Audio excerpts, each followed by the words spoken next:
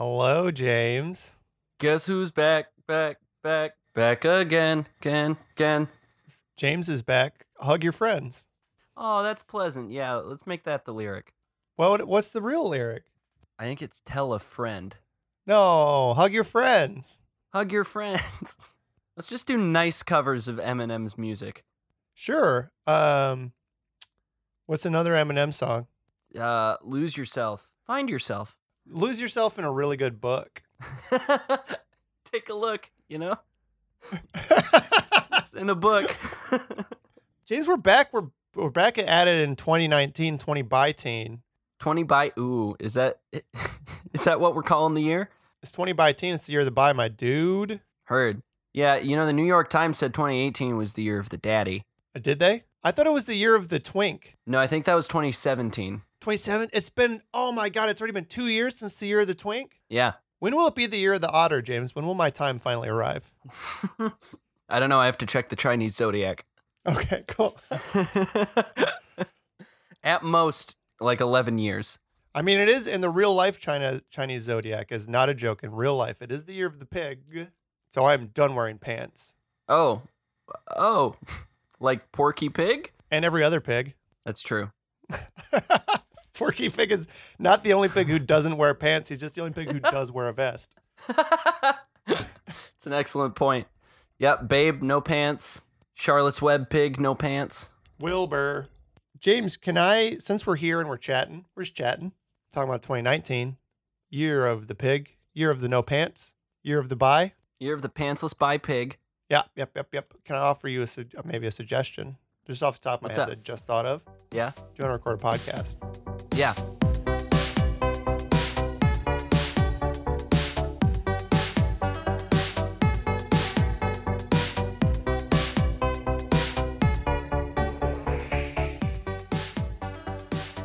Welcome to Movie Improvy.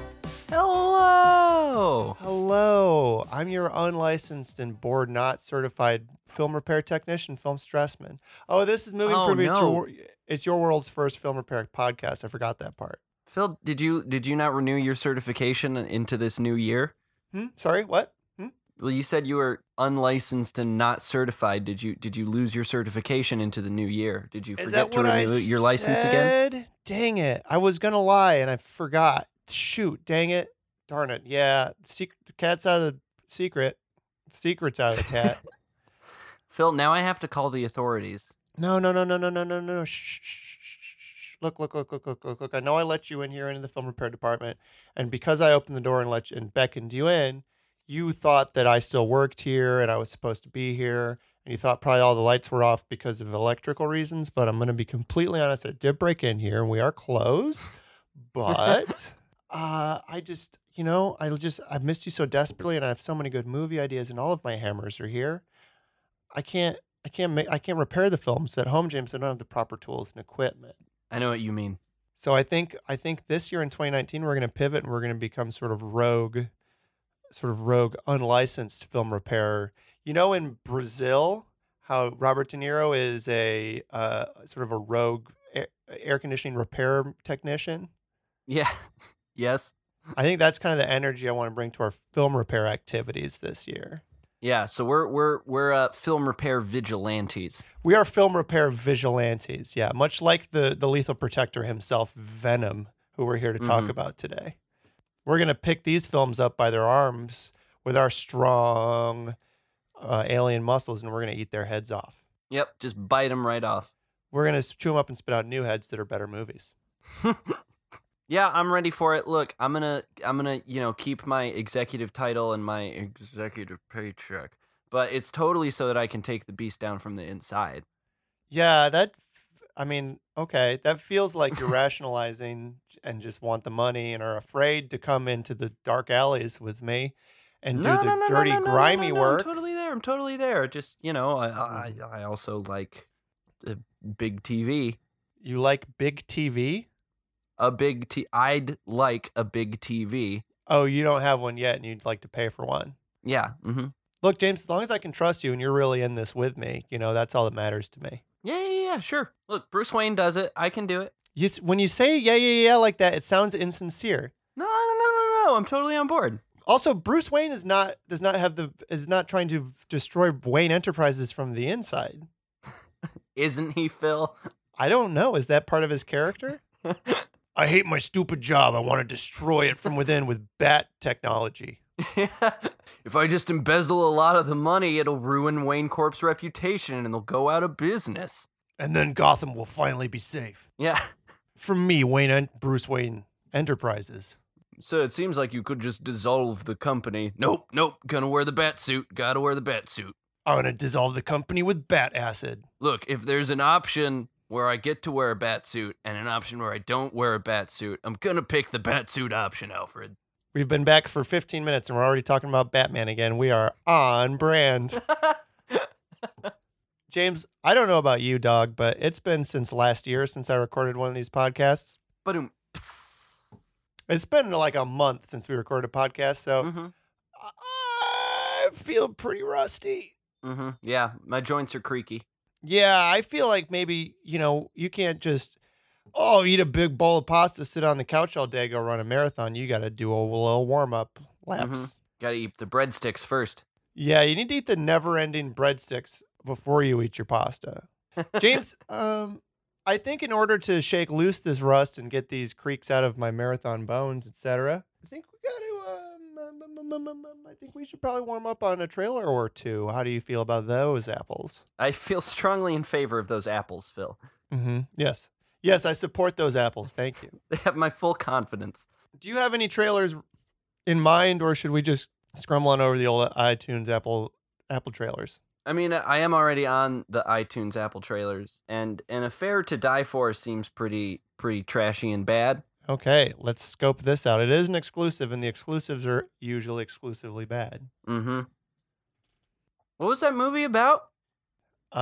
Based on that 1 minute and 15-second trailer for An Affair to Die For, I have no clue what that movie is about, except that there are some sexy times. And there are some threats of violence that seem to correspond to the sexy times. Someone and someone else are having an affair, and then it's like Saw, but with just two folks in a hotel. I don't know, man. I just know Claire Forlani shows up and then finds a note in handcuffs and like party, puts on the handcuffs, and then villainy occurs, but elsewhere.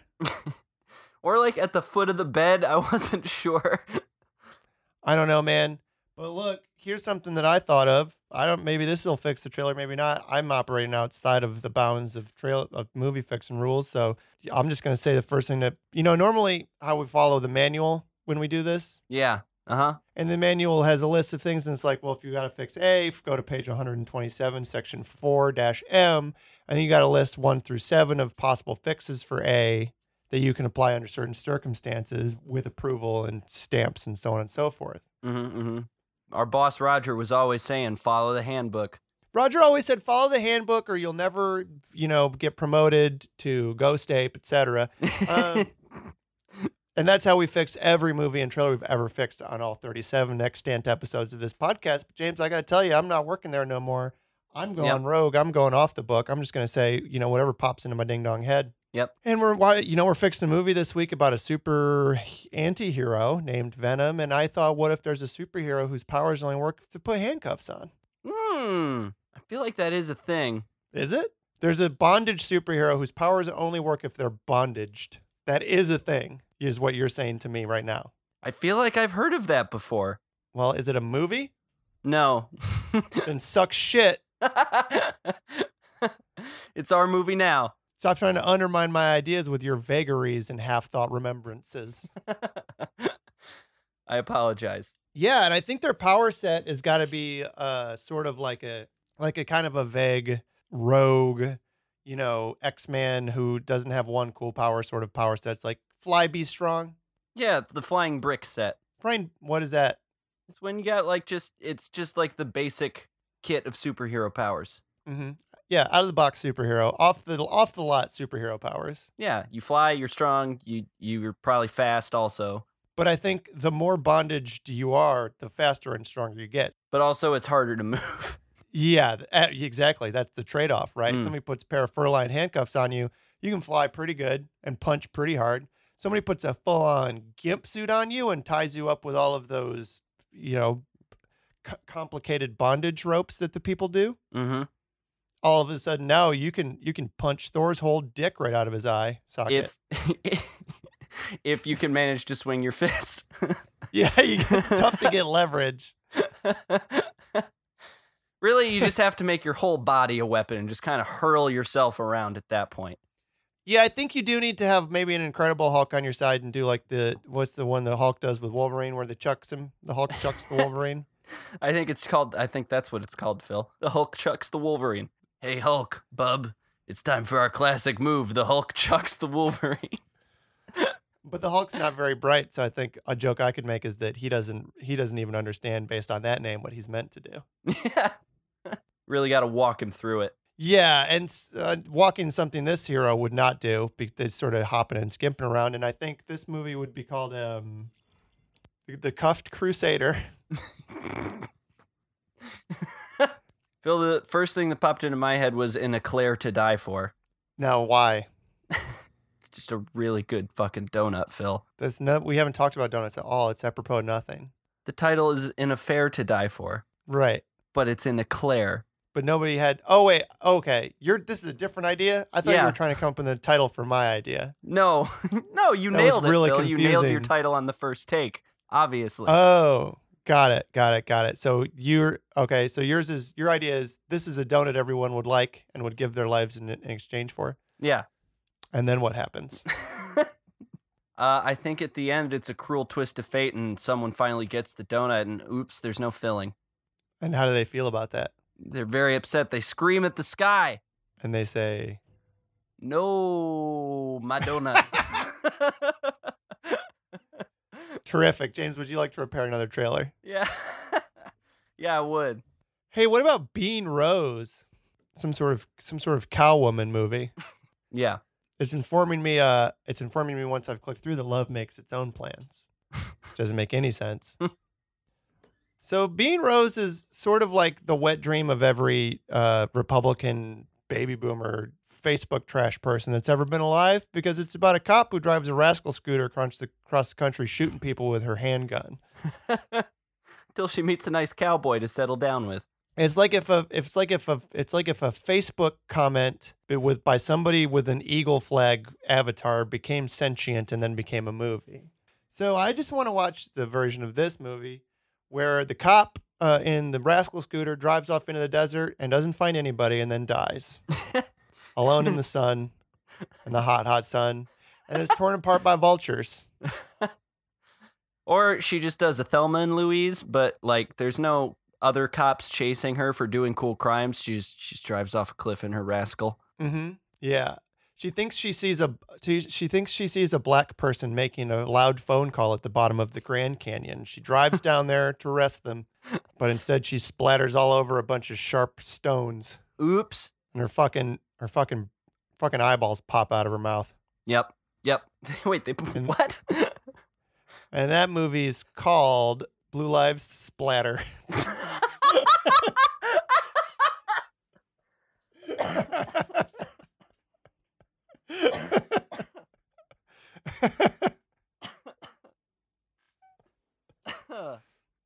Are you okay? Yeah, I'm good. Ooh, I whacked my microphone real hard, but yeah, I'm good. Whew. Title game is strong today, Phil. I've been waiting, James. I've been hungry. Just writing down titles every day. Just in case. James, do you feel like we need to tackle another trailer, or you think we got it in two? I don't know how we could top Blue Lives Splatter, Phil. That's just it's just very good. Okay, well, James, stretch it, feel that blood flow.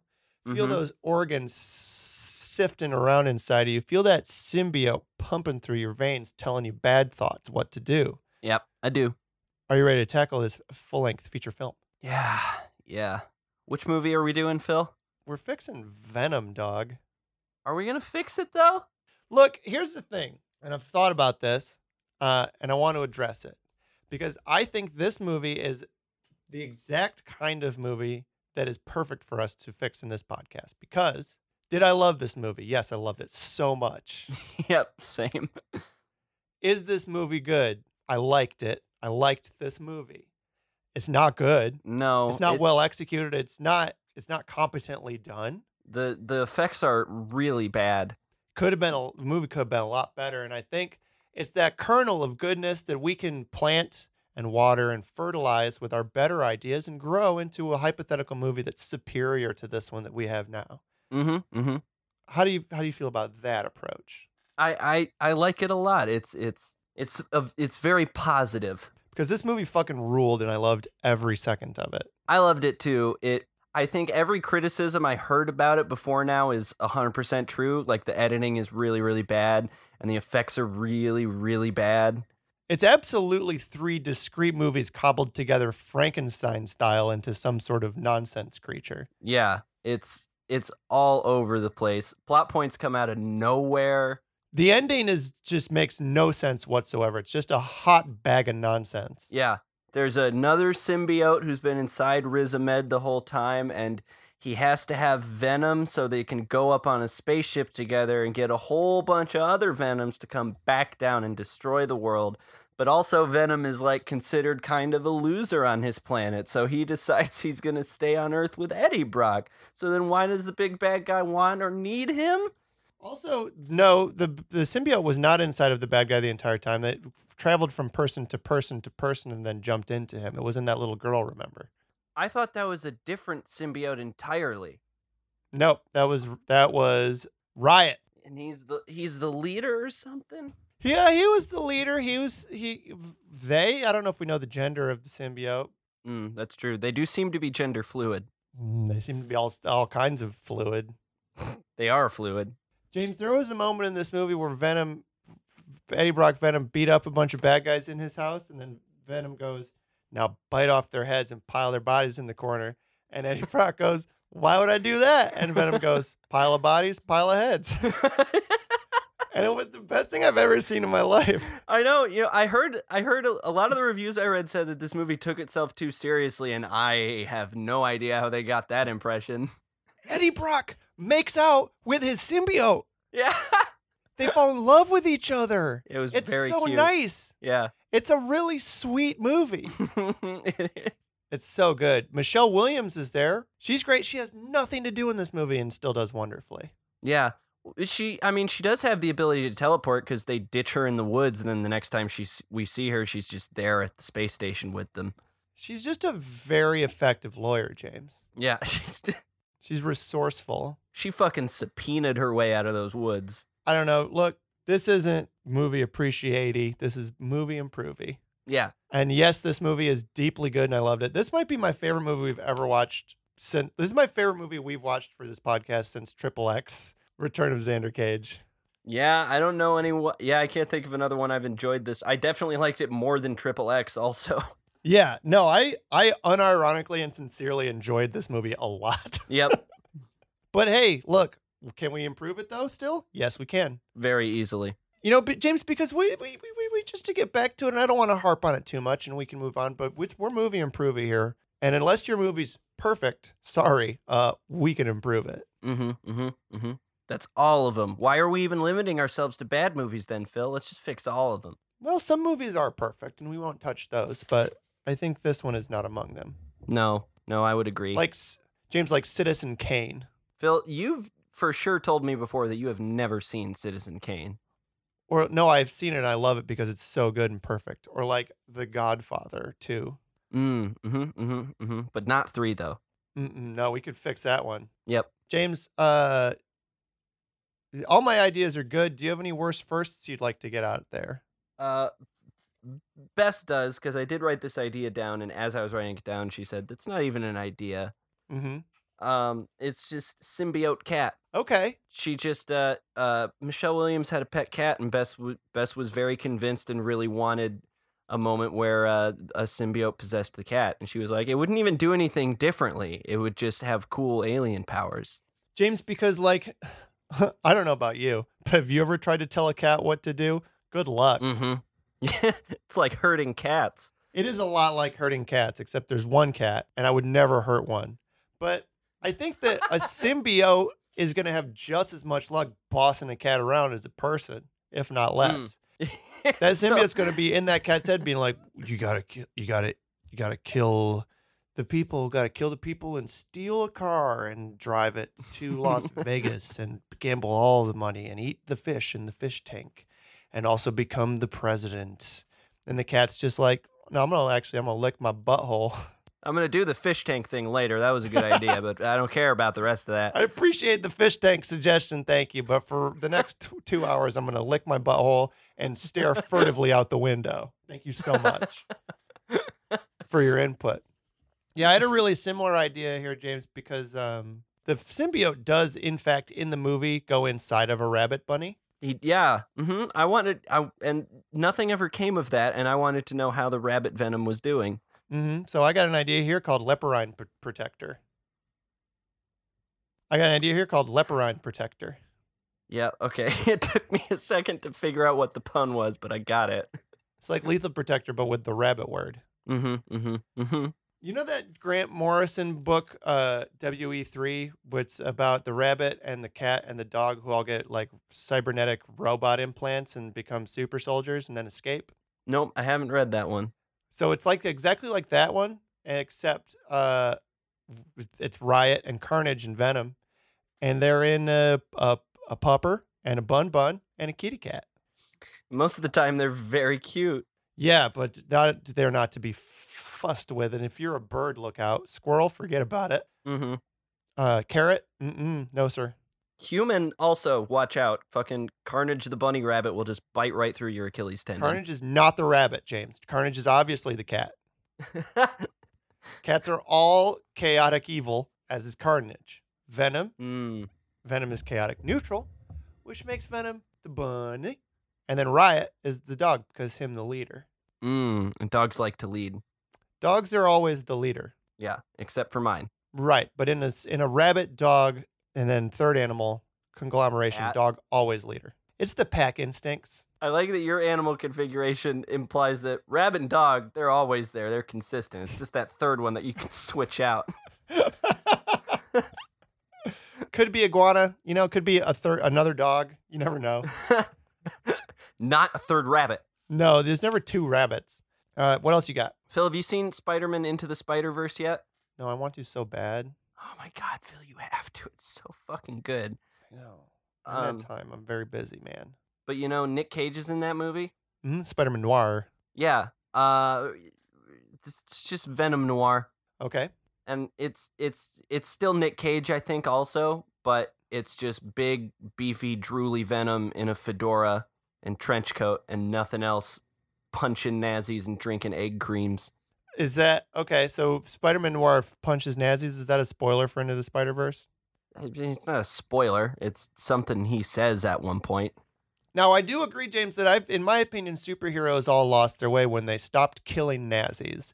Because using your superpowers to murder, as Venom does, essentially Elon Musk, murdering the rich. Exactly, Elon Musk. Yeah, murdering the rich, murdering Nazis, murdering crooked politicians. That's all good. It's when they start beating up street level thugs that it's like, well, now you're just a fascist right-wing fantasy.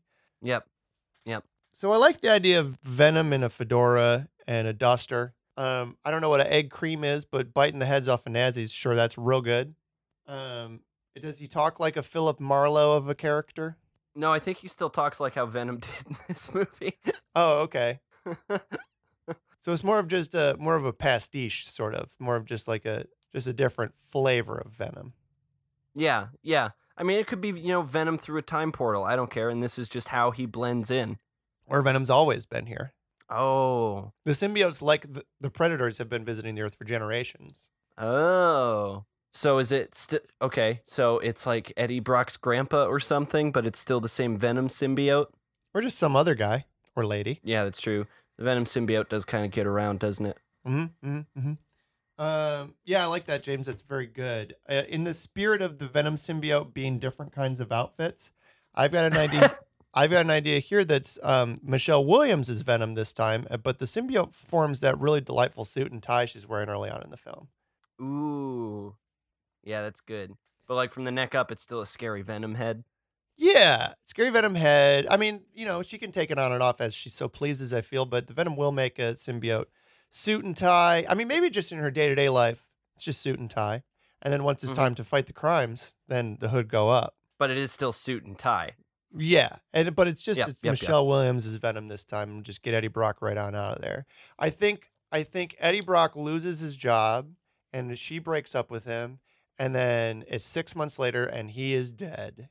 But Jenny Slate sees all of the humans in the cages, and she needs to go find help, and she remembers that hot, competent lawyer who was the girlfriend of the guy who came to her lab all those months ago, and she's like, she'll be able to help me. And then bing, bang, boom, all of a sudden both of them have symbiotes. Jenny Slate's symbiote is a turtleneck. Michelle Williams' symbiote is a suit and tie, and they have a heck of adventures together. And together they both murder Riz Ahmed dead before he ever gets his symbiote. Yeah, they murder him dead good and then go cross-country on a cool road trip. Yep.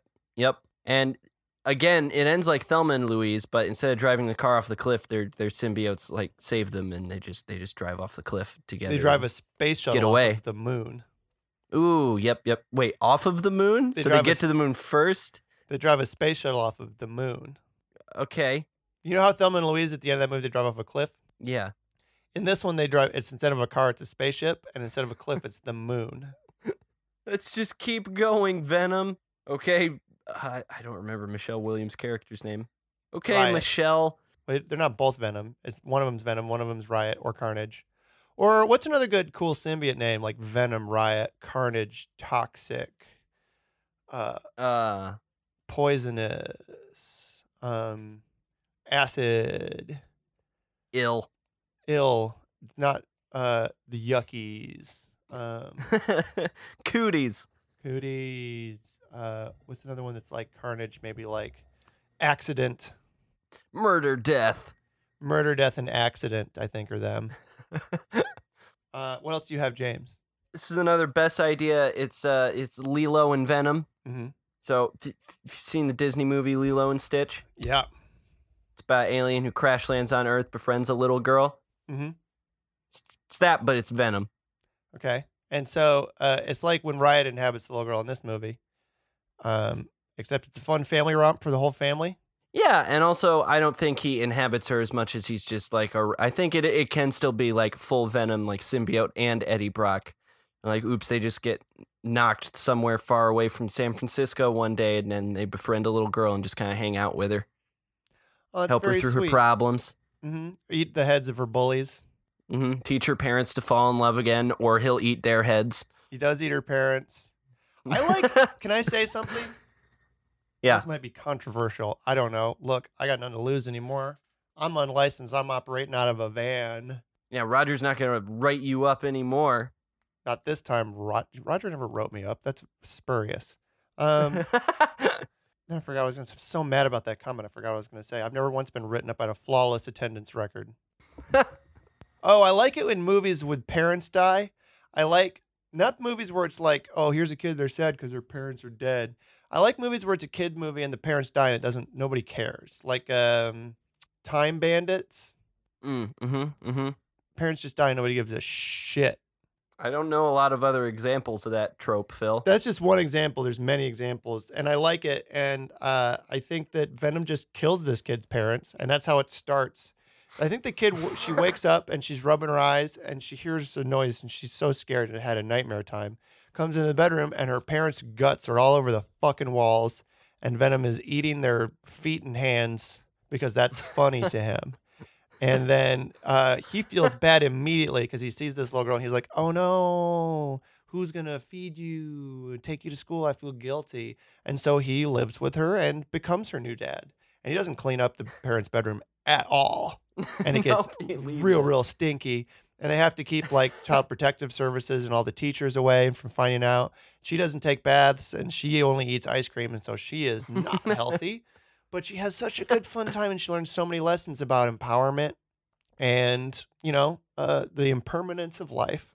And then one day he leaves and no one obviously believes her story that a big black gooey alien with teeth and a long tongue murdered her parents and have been raising her for the past 3 months. The authorities just assume she's gone crazy and murdered her parents and ate them. And she lives out the rest of her life in an institution, but at least she had fun times with her friend Venom. Or she would if he hadn't left her with one final parting gift. Another symbiote? Eggs in her belly. Oh, wait, do symbiotes lay eggs? Uh-huh. And so her symbiote hatches, and its name is Whoopsie, and she and Whoopsie become incredibly powerful and are unable to be stopped and take over the world. Oh, that's cute. And it's the first pink symbiote. And that movie's called Whoopsie's Big Day Out. Wait, why is it called that if that's like the last thing that happens? Because Whoopsie comes out of her body. It's a big day for Whoopsie. Okay. Look, I mean, that could be that could be 2/3 of the movie. We could get all the Venom stuff out of the way real quick. One act. Oh, that's true. That's true. I have an idea here that just says make this movie the horror movie that it started out as, kind of. The first one where 1 minute of this movie is a horror movie, and then all of a sudden it's like goofy rap motorcycle time with Eddie Brock. And I'm just like, I liked the horror movie y'all were doing for a second. Yeah, I did also like all the goofy stuff though, so okay, well, no, fuck it. What's your idea? Fine. Let's cross this No, one I'm out. saying like let's I just crossed like it out already. No. What do you got? I'm saying it should have been like one Fucking or the other. Butt joke or something? Great. How did you know? Well, okay, how about this one? I got an idea here where there's a movie there's a scene, there's part of this movie where Eddie Brock first has the venom and he's very sick and he's behaving really erratically and he seems really fucked up and like he doesn't feel very good. And he sits in a lobster tank. Yeah, and I thought that's like, it was like he had a really bad hangover, those days. Yeah, mm-hmm. So I thought, what if there's a movie where somebody has some kind of really bad hangover and then they get up to a lot of wacky shenanigans? Ooh, and we could call it the Hangover Day. Yeah, we call it the really bad hangover day. And I think the person gets up to a lot of wacky shenanigans. They don't remember what they did the night before because they had too much alcohol and they blacked out. Mm-hmm. Yep. And maybe it turns out someone even like drugged the alcohol, and so it was an even bigger hangover. Yeah, or they have alien in their body. Yeah. They have eggs in their belly. So sometimes I write an idea down, and when I write it down, I'm like, I don't need to write too many details because I'm going to remember what this means. And then I'm wrong and I don't. So I wrote down here subtle symbiote, and I have no idea what that means. Well, it's like all the symbiotes in this movie, they're just real shouty. Maybe this symbiote's just like, hey, maybe eat a banana. Yeah, Eddie, I think I'm really hungry and I need we've had a lot of processed foods. I could use maybe a whole vegetable. Oh, Eddie, your taxes are due tomorrow. Maybe you should like do them and turn them in and not be late this year. For You know once. what? I got it. It's just a thought. Just keep playing Red Dead, dog. I'll just stretch your arm out over here and fill out those W-2s for you, my man. No worries. That's cool. Yeah, if you get around to it, maybe shower. Like we both smell. Let's shower. Yeah, I'm inside your body and I can smell all of your crevasses and you're a stink boy. You know what? I'm just gonna put my foot down on this one. I'm gonna make you walk into the shower with me. No, that's fine. We don't have to. Eddie's will is way stronger, but also he just wants to like sit on the couch and eat Cheetos. And that symbiote's name is Chillax. Yeah, it's Chillax. Yo, it's me, Chillax, from the 90s comic. I just love to hang out with my friends, knit some yarn. What else you got, James? So I did see your tweet that it is your belief that Venom is Antifa. Yeah, he fucks up a bunch of cops in this movie and wants to eat them. And he also does fuck up the really rich Elon Musk person who is literally just murdering the poor. Yeah, Venom's Antifa. It's canon. Yeah. I mentioned that tweet to Bess, and she said that Venom and Babadook should just become the new gay Antifa power couple. Then What about? Can I tweak that slightly? of course. What about Venom and Gritty? Ah, yes. Ooh, what if? Oh, James, what if? Because I don't want everybody out there who, if you're sensitive, cover your ears, but Gritty's not real. He's a costume that a person wear. Yeah. You know who else is a costume that a person wear? Venom. Venom. So I think Gritty, after the big hockey game, heading home, steps on a pile of goo in the street, thinks nothing of it, but guess what? That's a symbiote. Symbiote, instead of taking the shape of a big burly man with big teeth, now it's just a gritty-ote. You know how when the symbiote inhabited Spider-Man, it took the shape of a spider suit because that's what he already wore? Yeah. I think that's what happened to Gritty. So, okay, so is it still a person inside the Venom suit? Or is it just a symbiote, like, inside the Gritty suit, like, puppeting it around? I'm comfortable with either. So in my mind, I had been saying that what I was picturing was that much like Spider-Man's spider suit is replaced by the symbiote, becomes a new spider suit, that the person inside the Gritty's Gritty suit was replaced by the symbiote, becomes a new Gritty suit. Yeah. That's what I was saying. But it's also possible a symbiote could be and become the new person inside the Gritty suit, although that's just a symbiote wearing a silly costume at that point. Well, it's like, I don't know. He still needs I don't know. I think the symbiote becomes the new Gritty suit. I just feel like their Antifa politics are more pure if it's just the symbiote and the Gritty, and there's no human in the middle of it in the mix. Maybe we never see the human, and therefore they don't matter. We just as an audience can infer that inside of a Gritty suit is a person, but all we see is Gritty getting symbioted, and then the Gritty suit getting the symbiote on top of the Gritty suit. So we just see the human at the very beginning when, like, he's got the big old Gritty head off because it's hot in there, and he's walking down the street with it around his arm, and then he steps in the symbiote, and he's like, what? Oh no! And the Gritty suit closes up, and then we never see him again. It's just That's Gritty. it for them.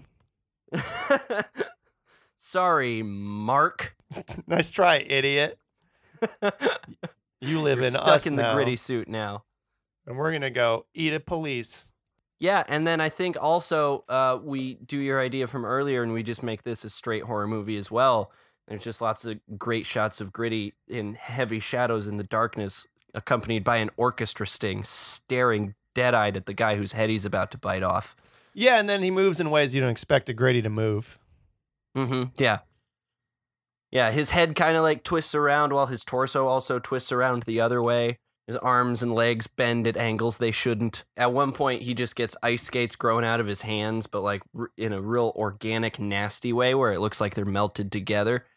James, so there's a line in this movie where Riz Ahmed, the bad guy, he's sending all of his goons to go retrieve his symbiote.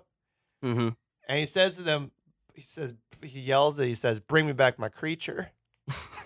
And then in my mind, that sounded to me like a sort of a mashup between like a Liam Neeson Taken movie and the creature from The Shape of the Water.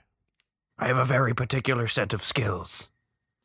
And if you don't bring me back my creature, I'll break your fucking fingers. I don't know how the rest of that line I'm going to goes. hurt you really bad in a specific way. Yeah. Look, I feel like... Because what are his skills? I have never seen a Taken movie. He punched real good. Skills are, they're punch people. That's not that cool of a set of skills. He's a Jason Bourne, a Jack Bauer. He knows how to find people. He's got like detection skills and he punch good.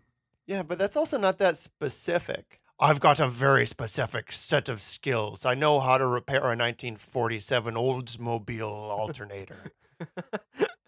And no other car parts. No other car or part of that car.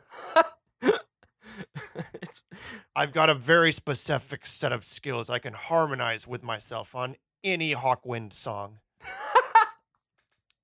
I don't know what to say to that. I don't know how you do that or how that's applicable to this situation. Bring me back my Venom. I want to smooch my goo. Snuck it in there on you. I've got a very specific set of skills, and it's smooching my goo. I have a very particular set of skills. They all involve my lips and some goo. I'm really good at my whole life I've been smooching people, and I was never good at it or interested in it. And then I found a puddle of goo in the rain, and I smooched it, and everything clicked. Okay, you should not be kissing just any goo you come across. Goo can be a lot of things, and most of them are bad. I know I got very sick. For many years. Because I kissed all the goo I could find. And then one day there was a goo that kissed back. And that's when I met the love of me life. Wait. You got real Irish there for a second. Liam Neeson is Irish. Yar, I met the love of me life, a pile of goo. Oh, I love to smooch me goo. Reel in that line, bring me back my creature. I want to smooch me goo.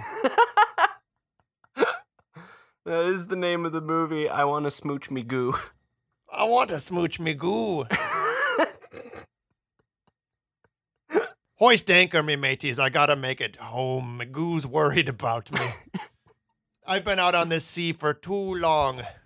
I want to get home. I want to feel the sand beneath my toes, and I want to smooch me goo. Aaron, go blah. Bring me back my creature. I want to smooch my goo. I like that now. Liam Neeson is an old-timey like merchant sailor. And the symbiote is just like a fisherman's wife who waits patiently at home for him, waiting to see those sails up over the horizon one more time. Yep. Yeah. Just standing on the widow's walk. Oh my God. Hoist up those nets, get away from that storm's eye. I gotta make it home and smooch me goo. Boy, I tell you, the captain loves his goo so much. Don't let the captain hear you talking about his goo. He's very sensitive. I saw him practicing on a blobfish 2 days ago. He's starting to lose it. He had me go down and just scoop up a whole bunch of seaweed and just kind of ball it up for him. I had to put ointment on him for 4 days because he kept sticking his dick in a Portuguese man-o-war.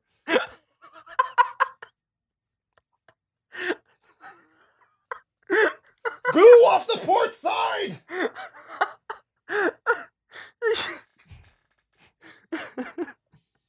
We've just been harpooning whales endlessly to harvest their blubber so he can smooch it. His breath smells fucking terrible. He's also like an amateur fire breather now. James, I don't have anything else I want to talk about. Do you? We've been recording for a while. No, Bess's last thing was that she said this before even Venom was on the Michelle Williams, that she thought Venom would be a good contestant on Drag Race.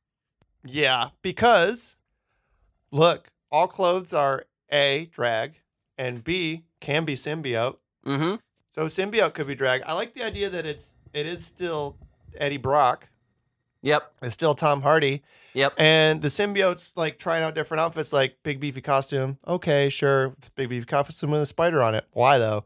Well, what about, hey Eddie, what about your suit? Your suit, you could wear your suit to work. Well, I don't have a job anymore. Well, here's something I've seen people wear. It's a beautiful gown. And something clicks in his mind and he's like, oh my God, I've never felt so confident. And I've never felt so beautiful, and I've never felt so myself. And I believe that I can do this competitively against other folks. Yeah, and he does, and he wins because his budget is basically unlimited. He has to bring nothing with him to the competition. Oh, and talk about the reveals, James. Yeah. Yeah. He's his own reveal. He can just put up his own symbiote curtain in front of him whenever he wants. Now, he would have to learn to beat his face. He'd have to learn to do what? I'm sorry? He'd have to learn to beat his face. Venom can't be makeup. Are you sure? I mean, it's just got the one scary face. Well, maybe he's like Sharon Needles. Like that's his gimmick. He's just got the spooky face all the time. Yeah, but Sharon Needles got read by that. Those judges told her, they were like, too much, just scary all the time. I need to see a nice look. They made her do some high fashion realness as well. Eddie's got to be versatile. James, you can't be a one-trick pony and win the drag race. That's true. That's true. Look, that's a good idea, and we've said a lot of good ideas today, and all of them were good, and we're going to make I Want to Smooch My Goo, right? Yeah. We're going to make the movie Bring Me Back My Creature, I Want to Smooch My Goo. Starring Liam Neeson. And the symbiote. And maybe, look. And that is how it's credited on the poster also. It's like Michael Jordan and Bugs Bunny in Space Jam. It's Liam Neeson and the symbiote. Well, no, because maybe Tom Hardy is still Eddie Brock and Eddie Brock is still Venom. And Liam Neeson is just not interested in that aspect of the creature. Every time Tom Hardy pulls his face out, he's like, no, put your real face back on. I want to smooch me goo. And Tom Hardy, Eddie Brock's like, no, I'm a man in here. And Angus, I'm. It's not just the goo. The goo and me are one. We're a symbiote. We are Venom, and I do love you, and I love to smooch you, but I need you to acknowledge me. And he hits him with an oar, and he says, "Put your face back on. I want to smooch me goo." Oh, I don't want it to be abusive. Well, he can. It's fine. It doesn't hurt. He's Venom. That's true, and I guess he's not in a relationship with Eddie Brock. He's in a relationship with the symbiote that's very loving and special. Yeah, Eddie Brock is just the thing that keeps his symbiote alive. It's like you don't love the iron lung. You love your wife who lives in an iron lung. Yeah. So the year is 1807. Because as we've established, the Venoms have been coming to Earth forever.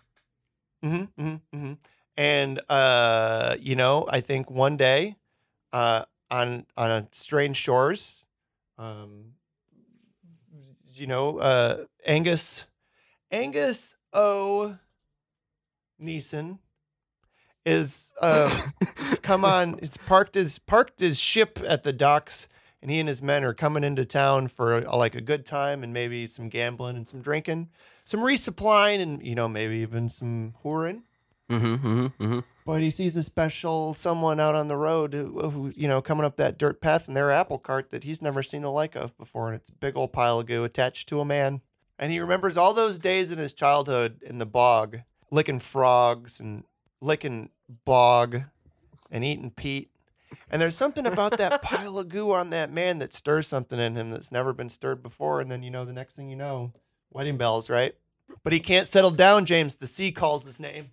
The sea calls for him. It's the only living he's ever had. It's the only living he's ever made. And he just when his feet are on that land, he feels so trapped. He's got to get out on the freedom of the waves. But even when he's on those waves for months, for ages at a time, he never forgets his goo back home. And he's always trying to play it off like it's like his time on the sea is selfless too. He's always saying to the goo, like, if I don't go out and catch these crabs, the village is gonna starve. But like, he's doing it for him. Yeah. It's selfish. Like, look, Blarney O'Shaughnessy's got a great potato farm down the road, Angus. Okay, we've got plenty of food. We can eat potatoes or people's heads. Like, we don't need crabs. Yeah. There's other options. But I want you to be happy. I want you to chase your bliss. I just need you to promise me that you're always going to come back here. You're not going to be seduced by some mermaid covered in yucky old seaweed because she looks like a goo to you. You're not going to fall into a whale's mouth and get swallowed into the sea. You should promise you're always going to come back to me and always be here waiting for you. And if you do get swallowed by a whale, I'm going to come and I'm going to take over the whale and I'm going to rip it apart from the inside out until I get you back. Yeah. Motherfucker, I am a symbiote. I can become a boat. I could go out with you. No. I think that's what happens is, Venom's waiting on that widow's peak for too long. And he never comes back. And everyone thinks the ship is dead, but no remains are ever found. So Venom makes himself into a big old schooner and drives out into the sea to find his lost love. Does he find him? You'll have to watch to find out, James. What? No, we're writing it. I need to know. Yeah, he does. Okay, good. I don't like sad endings, Phil. And he's dead. Ah, damn it. But then he lays his eggs in his belly, and then Angus has his own goo. And they live happily ever after at the bottom of the sea with all the crabs and pineapples. Because it never says that symbiotes needed air to breathe. They can live in the ocean. That's true, and it's probably very quiet, and it's definitely very free of fire down there. Phil, I really liked that Venom blurted out his own weaknesses in this movie. It was a really cute moment. And fire. And fire. Well, we've made our movie. Bring me back my creature. I want to smooch my goo. Me goo. I want to smooch me goo. Bring me back my creature. I want to smooch me goo. We've already... So, Phil, is there any casting to do? Because it is just Liam Neeson and Tom Hardy, huh? Yeah. What's it? First mate. Maybe there's the thing that keeps Liam Neeson out at sea is there's a mutiny. Oh, there's a mutiny at sea. Mm-hmm. They make him drive spaceship. Wait, not spaceship. Sorry, I was looking at the word Star Wars and my brain said spaceship. They make him drive boat into storm for more crab, even though he just wants to go home and smooch his goo. Yep. And the boat gets stranded. So yeah, we need a mutinous first mate and I don't know, some other ones. Some other The crew. voice of the storm. Oh, is the storm its own entity? And a mermaid and a singing lobster. Okay. James, What? I have exciting news. Yes. Tell me what we do whenever we cast a movie. We roll some dice and pick our cast at random. What list do we use to pick our movies? The IMDb top 100 movies list? No, we use the IMDb 2018 movies list. Oh, Not today, though. Is there a 2019 movies list? Uh-huh. Ba-ba-ba-ba! No more Sherlock Gnomes for us, motherfucker. Thank Christ. Thank Christ of Gnomes. I'm sorry. Thanks, Satan. Thank Satan of Gnomes. It's the most anticipated movies of 2019 movie list. I'm going to roll 2 10-sided dice to pick a movie. And then I'm going to roll die to pick person. And that person will play imaginary character in movie. First up, First Mate. From the movie Seamus O'Houlihan. Untitled Alien Covenant sequel. Well, this mhm. might be proved challenging Yep. because there is no cast for this movie. Not even a fast bender? Nah, man, ain't nobody in this one. I'm gonna say it's the Xenomorph. Venom's like, I don't think I trust your first mate. No, it's fine. Look, if I can love you and you're an alien life form who murders human beings, then you can trust my first mate, who is also an alien life form who murders human beings. Maybe Venom's just jealous of the first mate. He's like, I know your type, Angus. And Seamus O'Houlihan looks like your type to me. You're really telling me you're going to be out at sea with her for months and nothing's going to happen? Cut to her on the boat just like, ah! Come on, look at that. Get that second mouth away from me. I only smooch goo. Also, your moist carapace is full of acid. And is unappealing to me in sexual terms, although you're a hell of a first mate. Now go hoist the mainsail and tie the jibs. Empty the latrine. Swab the statue of the lady on the front of the ship. Okay, voice of the big storm. I am the big storm.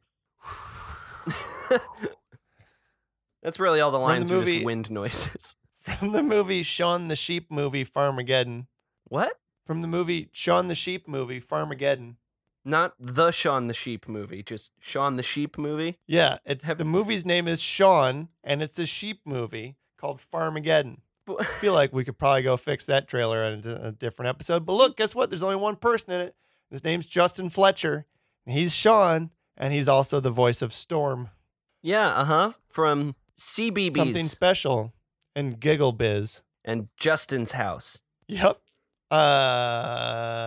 Next up, a helpful mermaid. Oh, a helpful mermaid. Angus and his goo meet at the bottom of the ocean, and the mermaid teaches them how to live off the land, except the land is the bottom of the ocean. The mermaid teaches them to live off the sea. Mm-hmm. From the movie Spies in Disguise. What?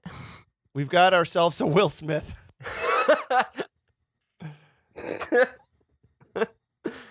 That's wonderful. Mm-hmm. Will Smith's a helpful mermaid. This is a story all about how.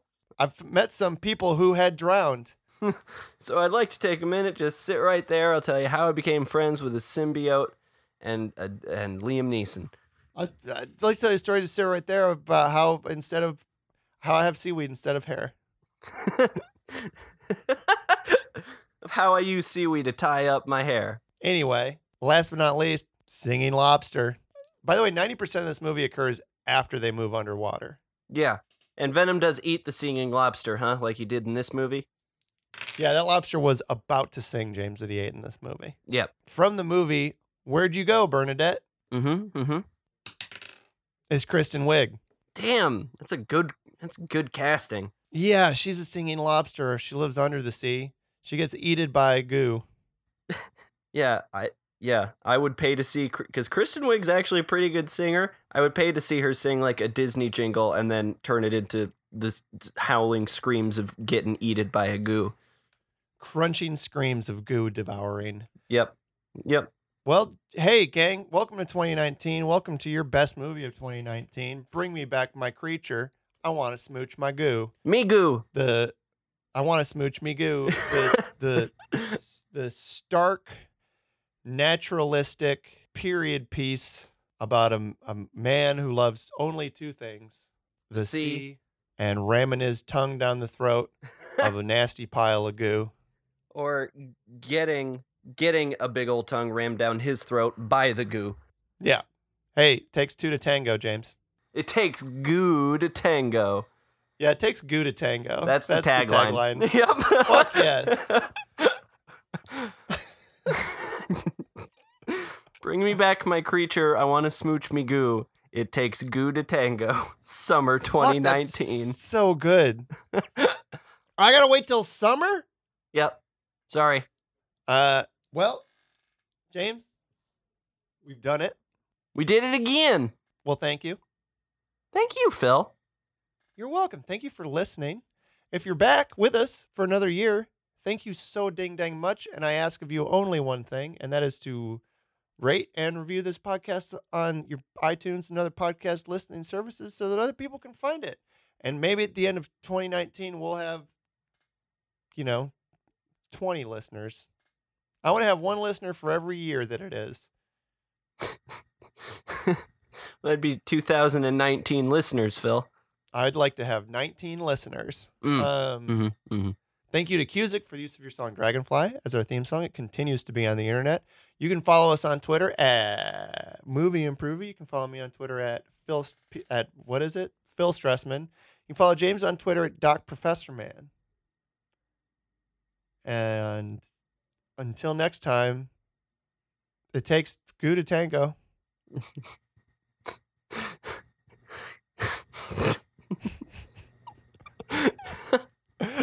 that what we're going with now? Come on, step it up. Come on, gotta go fast. Bye. Goodbye.